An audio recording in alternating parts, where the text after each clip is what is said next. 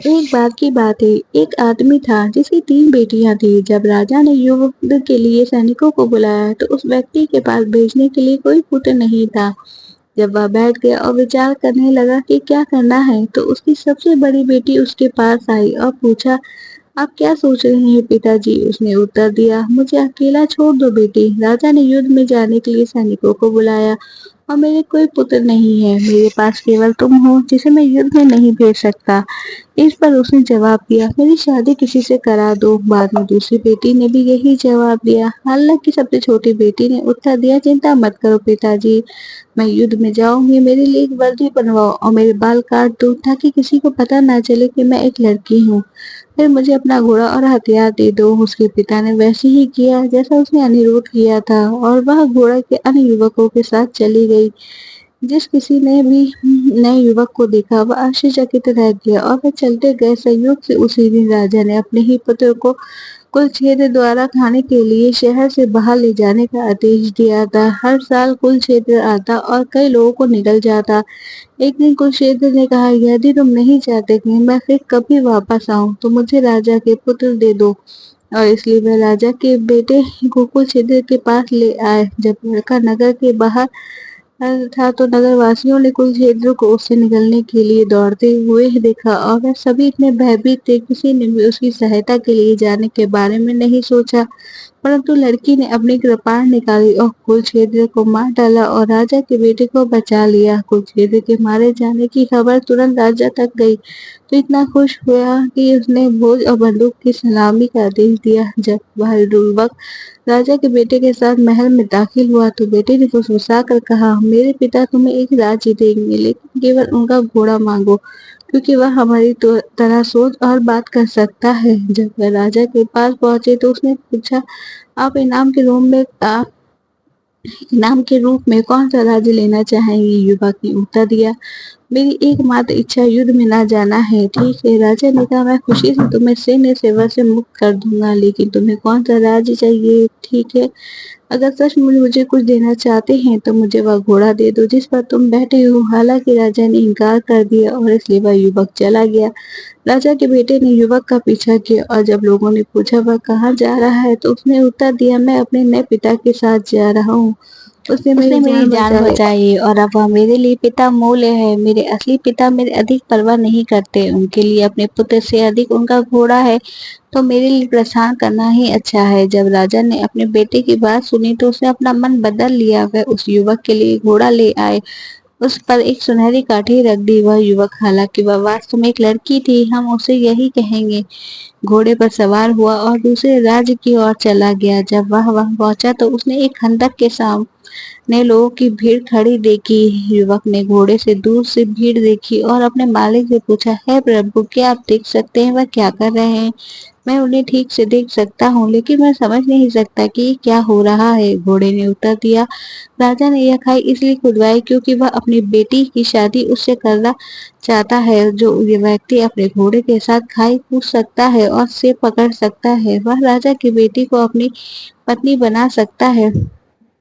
हालांकि ऐसा लगता है जैसे अभी तक कोई भी सफल नहीं हुआ। मैं खाई में पर कूद जाऊंगा, तुम बस रुको, कस कर डरो मत और ये सेब पर नजर रखो। जब मैं कूदूंगा तो खाई के किनारे पर ठोकर खाऊंगा, इसलिए मेरे ऐल पकड़ो और रुको। जैसे ही बात कर रहे थे घोड़ा पास आया, फिर वह खाई की ओर दौड़ा और उस पर छलांग लगा दी। वह दूसरी ओर पहुंचा तो उसका एक पैर लकड़ा गया। युवक ने ऐल पकड़ लिया और घोड़ा फिर से हवा में उछल गया ताकि युवक सेब पकड़ने में सक्षम हो सके। हर कोई आश्चर्यचकित था क्योंकि कई लोग ने खाई में कूदने की कोशिश की थी, लेकिन कोई भी सेब को पकड़ने में सफल नहीं हुआ। राजा ने तुरंत विवाह की व्यवस्था की और अपनी बेटी का विवाह कर दिया।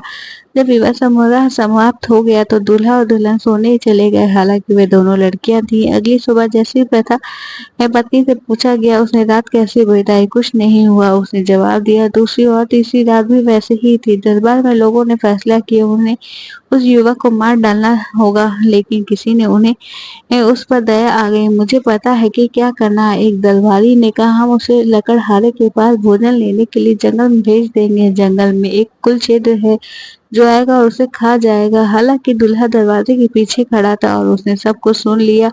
वह अपने घोड़े के पास वापस गया और निराश होकर बैठ गया। आप अत्यधिक दुखी क्यों हैं? घोड़े ने पूछा। मुझे दुखी क्यों नहीं होना चाहिए? उसने उत्तर दिया। राजा मुझे जंगल में भेजना चाहता है ताकि कुलक्षेत्र मुझे खा जाए। डरो मत, घोड़े ने घोषणा की।